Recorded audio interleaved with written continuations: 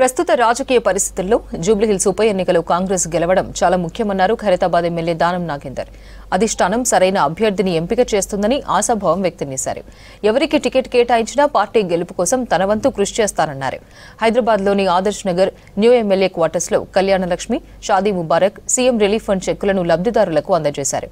జూబ్లీహిల్స్ నుంచి పోటీ చేస్తున్నట్లు వస్తున్న వార్తలు ఒట్టి ప్రచారమేనన్నారు దానం. ఈ రోజు పెద్ద ఎత్తున చెక్కుల పంపిణీ కార్యక్రమాన్ని ఇక్కడ చేపట్టడం జరిగింది.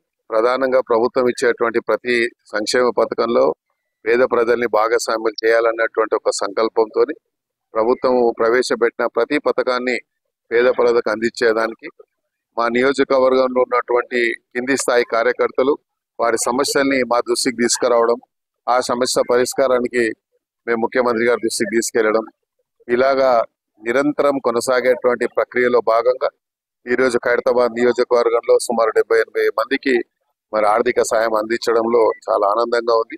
ఇలాగే ప్రభుత్వం ప్రవేశపెట్టిన ప్రతి పథకాన్ని కూడా ప్రజలకు అందిస్తూ నిరంతరం ప్రజాసేవలో అంకిత భావంతో పనిచేస్తూ ప్రజా సంక్షేమమే మా సంక్షేమంగా భావిస్తూ పనిచేయడానికి నిరంతరం ప్రజల మధ్య ఉంటామని, ఇప్పుడు ఉన్నటువంటి రాజకీయ పరిస్థితిలో మరి జూబ్లీహిల్స్ గెలవడం అనేది చాలా ఇంపార్టెంట్ కాబట్టి అధిష్టానం ఎవరికి ఇచ్చినా కూడా అది గెలిపే ఖాయంగా పనిచేసేటువంటి బాధ్యత ఉంటుంది. ఒక మరి కార్యకర్తగా అధిష్టానం నిర్ణయం తీసుకుంటుంది సరైన సమయంలో.